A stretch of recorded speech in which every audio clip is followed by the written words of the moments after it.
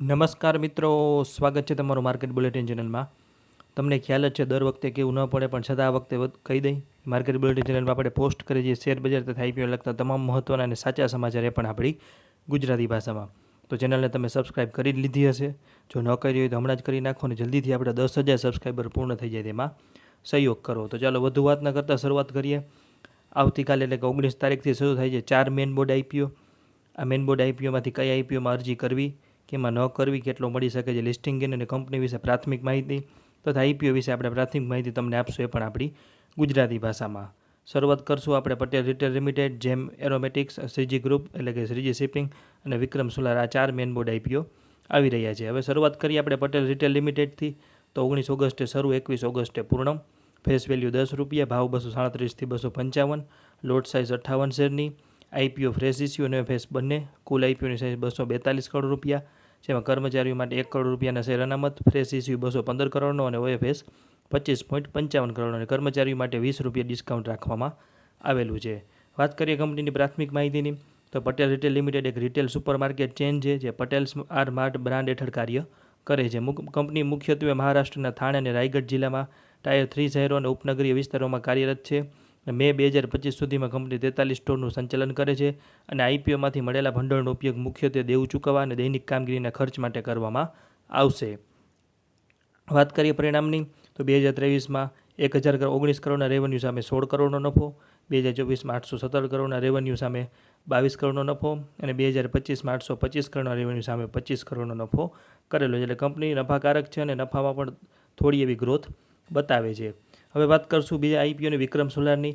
તો આપ જે સ્ક્રીનશોટ જોઈ રહ્યા છો તે આપણી યુટ્યુબ ચેનલનો સ્ક્રીનશોટ છે અને વિક્રમ સોલાર વિશે આપણે સરસ માહિતી અને એવી માહિતી કે હજુ સુધી તમને કોઈ યુટ્યુબ ચેનલ, ટેલિગ્રામ ચેનલ કે વોટ્સઅપ ગ્રુપ પર નહીં મળી હોય એવી માહિતી સાથેનો વિડીયો કવર કરેલો છે. તો તે વિડીયો આપ ખાસ જોઈ લેજો. આ વિડીયોમાં આપણે એ બાબતે અલગથી સમય ફાળવતા નથી, તો તે વિડીયો તમારે ખાસ જોઈને જેની લિંક પણ ડિસ્ક્રિપ્શનમાં આપેલી છે. હવે વાત કરીએ ત્રીજા આઈપીઓની, જેમ એરોમેટિક્સ લિમિટેડની. તો 19 ઓગસ્ટે શરૂ, 21 ઓગસ્ટે પૂર્ણ.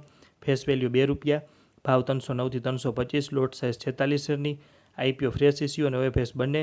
ટોટલ 451 કરોડનો આઈપીઓ, જેમાં 125 કરોડનો ફ્રેશ ઇસ્યુ અને 276 કરોડનો ઓએફએસ એટલે કે ઓએફએસનો ભાગ વધુ છે. વાત કરીએ તો કંપની જેમ એરોમેટિક્સ લિમિટેડ, જેની સ્થાપના ઓક્ટોબર 1997માં થઈ હતી, તે ભારતમાં આવશ્યક તેલ અને સુગંધિત રસાયણો સહિતના ખાસ ઘટકોનું ઉત્પાદન કરે છે અને આ કંપની વિવિધ ઉત્પાદનોની વિશાળ શ્રેણી પૂરી પાડે છે, જેમાં ફુદીનો, લવિંગ અને તેના ડેરિવેટિવ્સ, ફેનોલ અને અન્ય કુદરતી તેમજ સિન્થેટિક ઘટકોનો સમાવેશ થાય છે. તેના ઉત્પાદનોનો ઉપયોગ મોઢાની સંભાળ, સૌંદર્ય પ્રસાધનો, દવાઓ અને પર્સનલ કેર જેવા ઉદ્યોગમાં થાય છે. નાણાકીય વર્ષ 2025માં કંપનીએ ભારત અને અન્ય 18 દેશોમાં 225થી વધુ ગ્રાહકોને સેવા આપી હતી અને કંપની પોતાની પ્રોડક્ટ સીધા ગ્રાહકોને અને વિદેશમાં તેની યુએસ સ્થિત પેટા કંપની દ્વારા વેચે છે.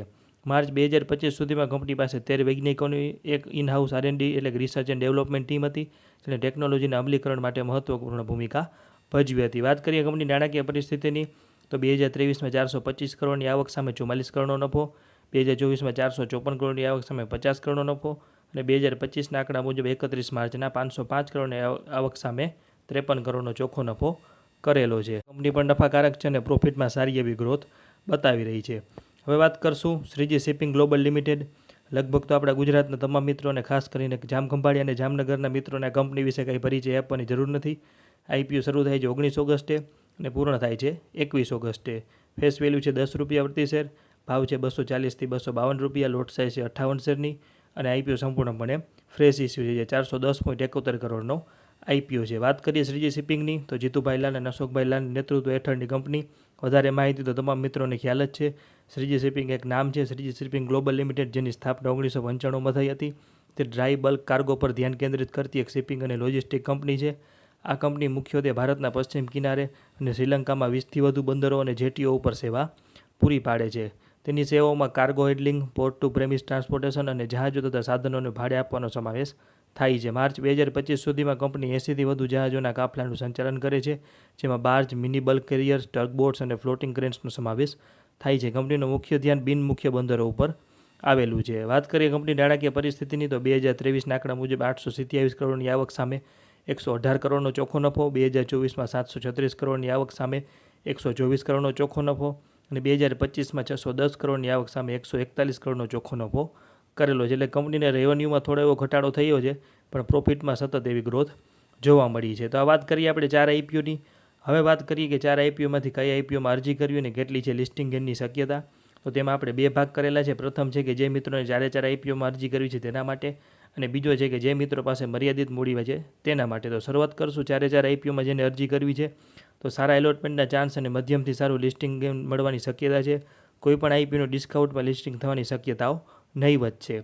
તો શરૂઆત કરશું વિક્રમ સોલારથી. તો 11%થી 13% આસપાસના લિસ્ટિંગ ગેઇનની શક્યતા છે. જેમ એરોમેટિક્સમાં 7%થી 9% આસપાસની લિસ્ટિંગ ગેઇનની શક્યતા છે. શ્રીજી શિપિંગમાં 8%થી 11% આસપાસના લિસ્ટિંગ ગેઇનની શક્યતા છે. અને પટેલ રિટેલમાં પણ 9%થી 12% આસપાસ લિસ્ટિંગ ગેઇનની શક્યતાઓ છે. એટલે કે સૌથી વધુ સારા એલોટમેન્ટના ચાન્સ વિક્રમ સોલારમાં છે. ત્યારબાદ જેમ એરોમેટિક્સમાં, શ્રીજી શિપિંગ અને પટેલ રિટેલ. હવે જે મિત્રો પાસે મર્યાદિત મૂડી છે તેમણે, જે મિત્રો પાસે ફક્ત એક જ આઈપીઓના પૈસા છે તેમણે ખાલી વિક્રમ સોલારમાં અરજી કરવી જોઈએ. જે મિત્રોને 2 આઈપીઓમાં અરજી કરવાની ઈચ્છા છે તેમણે વિક્રમ સોલાર અને પટેલ રિટેલ બંનેમાં અરજી કરવી જોઈએ. અને જે મિત્રો પાસે 3 આઈપીઓના પૈસા છે તેમણે વિક્રમ સોલાર, પટેલ લિમિટેડ અને શ્રીજી શિપિંગમાં અરજી કરવી જોઈએ. તે જેમ એરોમેટિક્સનો આઈપીઓ સ્કીપ કરી શકે છે. તો વાત કરીએ આપણે 4 મેઇન બોર્ડ આઈપીઓની. તમને સરસ માહિતી આપી અને કઈ આઈપીઓમાં અરજી કરવી, મર્યાદિત મૂડીવાળા મિત્રોએ શું કરવું તેના વિશે પણ માહિતી આપી, એ પણ આપણી ગુજરાતી ભાષામાં. ત્યારબાદ તમે મિત્રોએ ખાસ નોંધ લેવી કે સ્ટોક માર્કેટમાં રોકાણ જોખમને આધીન છે. આ કોઈ ખરીદ વેચાણની સલાહ નથી કે ટ્રેડિંગ ટિપ્સ નથી. આ વિડીયોમાં આપેલી માહિતી આરએચપી ઉપરથી લીધેલી છે અને વિડીયો બનાવવા પાછળ અમારો કોઈ અંગત ફાયદો નથી. કોઈ પ્રકારનું રોકાણ કરતાં પહેલાં કે આઈપીઓમાં એપ્લાય કરતાં પહેલાં આપણા નાણાકીય સલાહકારની સલાહ લેવી જરૂરી છે. તો આવા જ મહત્ત્વના અપડેટ એ પણ આપણી ગુજરાતી ભાષામાં મેળવવા માટે માર્કેટ બુલેટિન ચેનલને લાઇક, શેર અને સબસ્ક્રાઇબ કરો અને જલ્દીથી આપણે 10,000 સબસ્ક્રાઈબર પૂર્ણ થઈ જાય તેમાં સહયોગ કરો. અને આઈપીઓ બાબતે કોઈ પણ આપણે પ્રશ્ન હોય તો આપ કોમેન્ટ સેક્શનમાં પૂછી શકો છો. આભાર.